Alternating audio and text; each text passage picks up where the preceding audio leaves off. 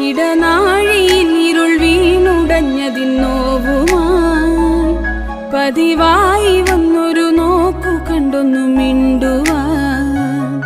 ഇടനെഞ്ചു പിടഞ്ഞു നിന്നെ തിരഞ്ഞു മുഷിയവേ കഴുകാൻ തുനിഞ്ഞതാണിന്നെന്റെ കണ്ണുകൾ